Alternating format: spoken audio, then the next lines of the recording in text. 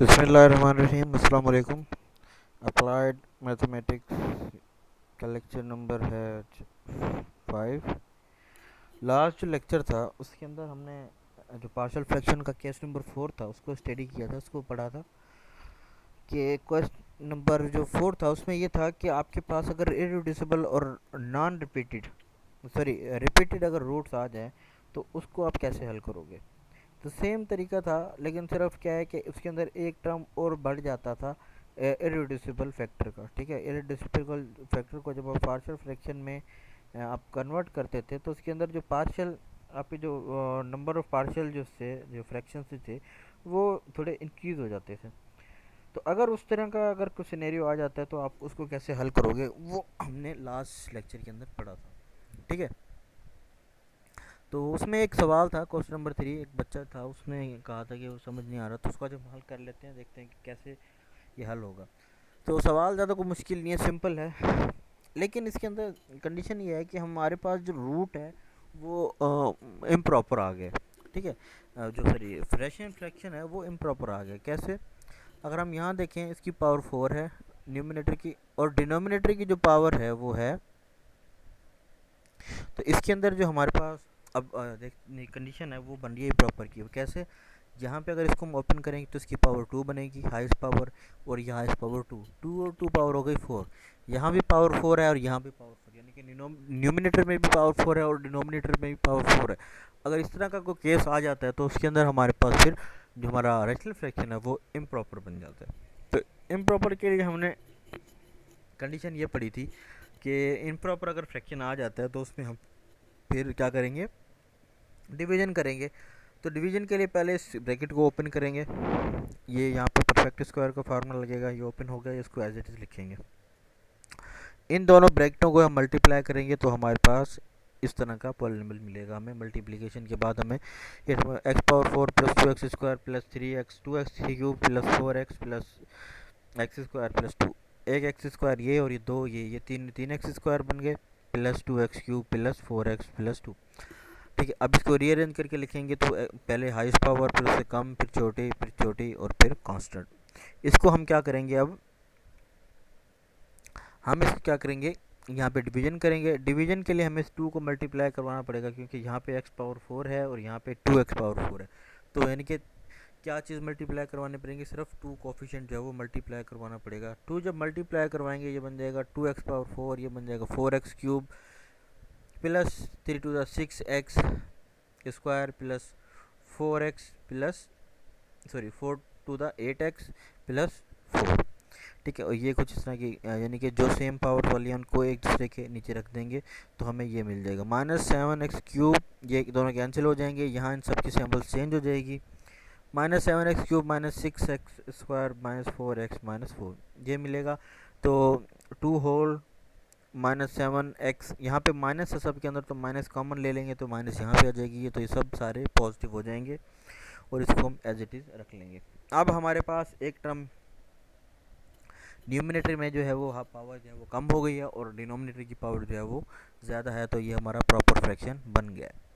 Proper fraction को हम इसको मजीद पार्शियल फ्रैक्शन में ब्रेक करेंगे, तो ये पहले इसको करेंगे a/x+1 b/x+1 whole square plus ये, क्योंकि इरेड्यूसिबल फ्रैक्शन है तो ये हो जाएगा cx प्लस d/x² + 2।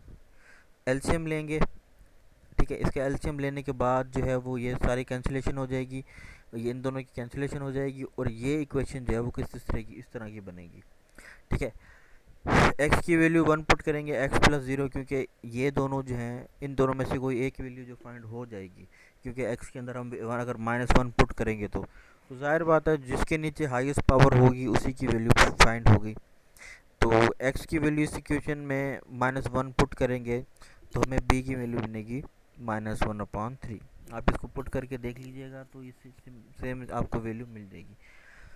अब हमारे पास क्योंकि कोई दूसरी वैल्यू नहीं मिल सकती तो इस वजह से हम इस सारी ब्रैकेटों को मल्टीप्लाई करवा देंगे। ये जो राइट हैंड साइड पे थी सबको मल्टीप्लाई करवाएंगे और इसमें से हाईएस्ट पावर अलग कर लेंगे।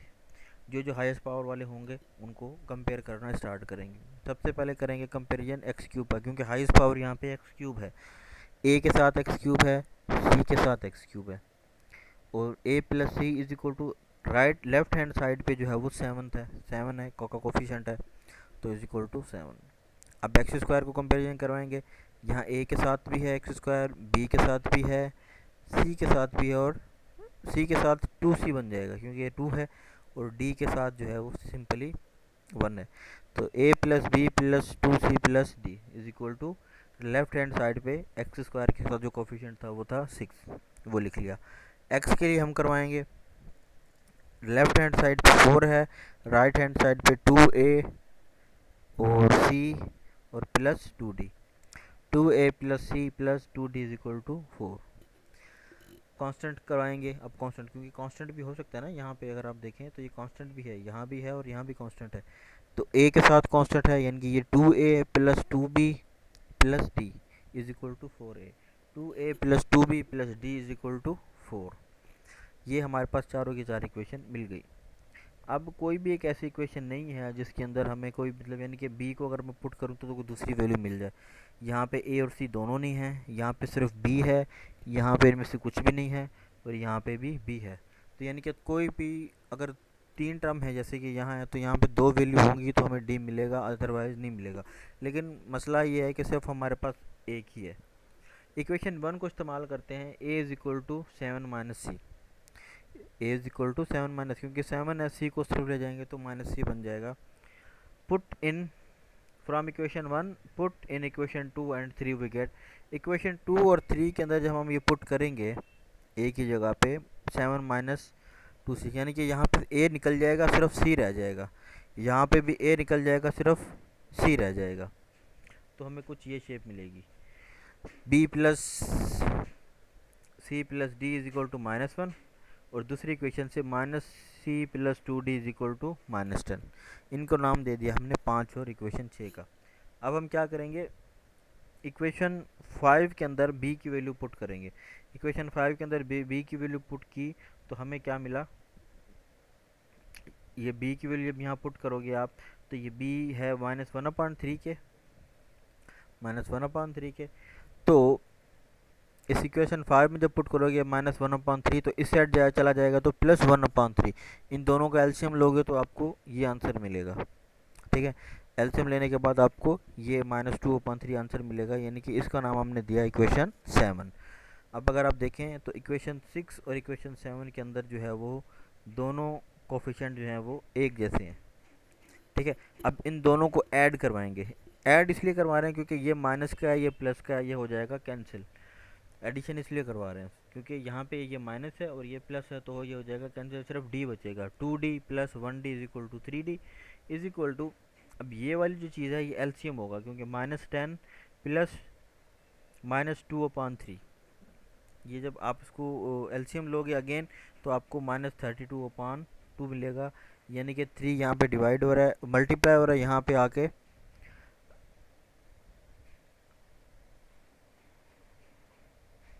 एक सेकेंड, ये यहाँ पे 9 नहीं, ये 6 आएगा, इसको हल कर लेते हैं बल्कि ये है आपका -10 और -2/3,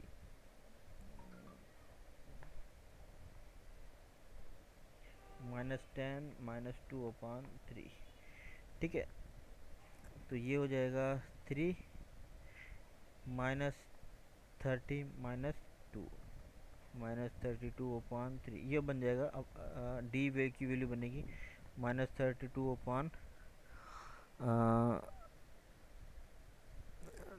इंटू 3, ये बन जाएगा आपका 16/-16/3।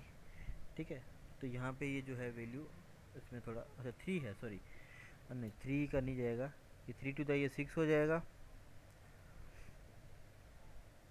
अच्छा ये 3d है की वैल्यू जो है वो 6 हो जाएगी, और यहाँ पे आ जाएगा 6 -32/6 आ जाएगा, 9 नहीं आएगा 6 आएगा।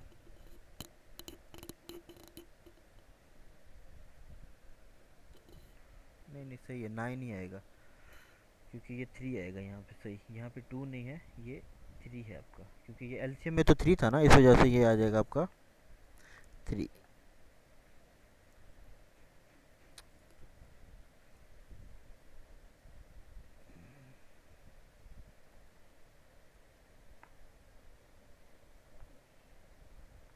ठीक है, 3 3 9। अब डी की वैल्यू -32/9 और ये बन जाएगा आपका। अच्छा, डी की वैल्यू हम अगर इस इक्वेशन में, इसमें या इसमें से किसी एक में वाइल करेंगे तो हमें सी की वैल्यू भी मिल जाएगी। अब आपके पास बी, सी और डी मिल गई। इक्वेशन नंबर 1 जो थी आपकी, ये इसके अंदर सी भी मिल गया आपको, तो इसके अंदर पुट करोगे तो आपको ए भी मिल जाएगा। तो ए की वैल्यू आपकी है 37/9, बी की वैल्यू है आपकी -1/3, सी की वैल्यू है 26/9 और डी की वैल्यू है 32 - 32/10। जब आप इस इक्वेशन के अंदर ये पुट करोगे, ये ए बी सी की वैल्यू, तो आपको कुछ इस तरह का आंसर मिल जाएगा। ठीक है, तो इसको आप एक ही जगह आप पुट करोगे 37/9 जो कि एज इट इज़ है, माइनस बी की जगह पे 1/3 है, सी की वैल्यू है 26/9, 26 -32/9, क्योंकि ये 9 जो है वो दोनों का अगर एलसीएम लेंगे तो कॉमन हो जाएगा, तो इस वजह से ये कॉमन होकर यहाँ मल्टीप्लाई हो गया, तो ये बन जाएगा 26 - 32/9 इंटू x² + 2। ये आपका है आंसर। ठीक है, इसके अंदर से अगर आपको कोई चीज़ समझ ना आई हो तो वो पूछिएगा। थोड़ा लेंदी है इसके अंदर, लेकिन मुश्किल नहीं है, सेम एज इट इज़ वही चीज़ है, तरीका वही है, उसी तरीके से ये जो है हल होगा। फिर भी अगर कोई चीज़ समझ ना आई हो, कोई एलसीएम, कोई मल्टीप्लिकेशन, कुछ भी अगर इसके अंदर नहीं आए, तो वो जो है वो आप मैसेज करके पूछ लीजिएगा। बहरहाल इसकी प्रैक्टिस कर लीजिएगा ताकि जो आपको भी एक बार समझ आए, खुद चेक करके देख लीजिएगा ताकि आपको आसानी से समझ आ जाए इंशाल्लाह। फिर अगली क्लास में, अच्छा एक और चीज़, ये जितने भी एक्सरसाइज हैं इसमें से अगर कोई सवाल आपको समझ नहीं आया तो वो आप पूछ सकते हैं। ठीक है, कल तक जो है वो आज उसको हल करें और पूछ लें अगर कोई आपको समझ नहीं आया। नहीं तो फिर इंशाल्लाह फिर कल को जो है वो हम एक नया चैप्टर जो है वो स्टार्ट करेंगे, क्योंकि ये चैप्टर जो है यहाँ पे ख़त्म हो गया है। इंशाल्लाह फिर अगली क्लास में जो है वो अगला चैप्टर जो है वो स्टार्ट करेंगे। इसको प्रैक्टिस कर लीजिएगा, इसकी कोई चीज़ ना समझ आए तो पूछ लीजिएगा। तब तक के लिए अल्लाह हाफ़िज़।